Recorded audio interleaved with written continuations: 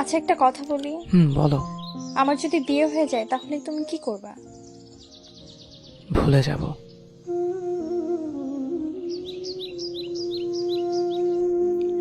আমি যত দ্রুত তোমাকে ভুলে যাব, তার চেয়ে বেশি দ্রুত তুমি আমাকে ভুলে যাবে। কিরকম? মনে করো, বিয়ের প্রথম 3 দিন তুমি এক ধরনের ঘোরের মধ্যে থাকবে। শরীরে গহনার ভার, মুখে মেকআপের প্রলাপ, চারদিক থেকে ক্যামেরা ফ্ল্যাশ, মানুষের ভিড়। তুমি চাইলেও তখন আমার কথা মনে করতে পারবে না। আর আমি তখন তোমার বিয়ের খবর শুনে কোনো বন্ধুর সাথে উল্টাপাল্টা কিছু খেয়ে পড়ে থাকবো, আর তার কিছুক্ষণ পর তোমাকে হৃদয়হীনা বলে গালি দিব।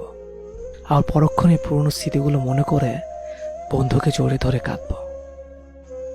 বিয়ের পরের দিন তোমার আরো ব্যস্ত সময় কাটবে। আর প্রথম সপ্তাহে স্বামী আর মিস্টার প্যাকেটে দুটো হাতে নিয়ে আত্মীয়স্বজনের বাড়িতে বাড়িতে ঘুরে বেড়াবে। আমার কথা তোমার হঠাৎ হঠাৎ মনে হবে। এই যেমন ধরো স্বামীর হাত ধরার সময়, একসাথে গাড়িতে চড়ার সময়, আর আমি তখন ছন্ন ছাড়া হয়ে ঘুরে বেড়াবো। আর বন্ধুর সাথে বলবো, বুঝলি ভাই, জীবনে প্রেম ভালোবাসে বলে কিছুই নেই, সব মিথ্যে।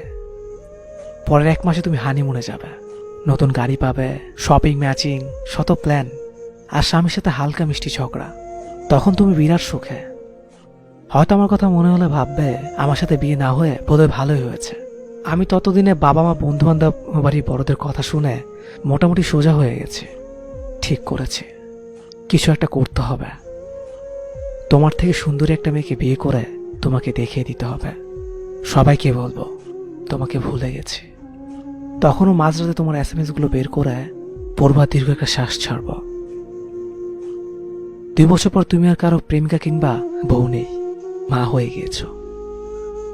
পুরাতন প্রেমিকের স্মৃতি, স্বামীর আহ্লাদ, ভালোবাসা, এসবের চেয়েও বাচ্চার ডাইপার, হামের টিকা নিয়ে বেশি চিহ্নিত থাকবে।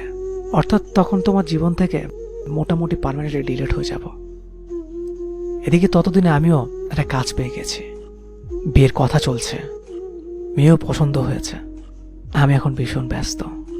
এবার সত্যি আমি তোমাকে ভুলে গিয়েছি। শুধু রাস্তাঘাটে কোনো প্রেমিক প্রেমিকা দেখলে তোমার কথা খুব মনে পড়বে, কিন্তু তখন আদেরও শ্বাসটাও আসবে না।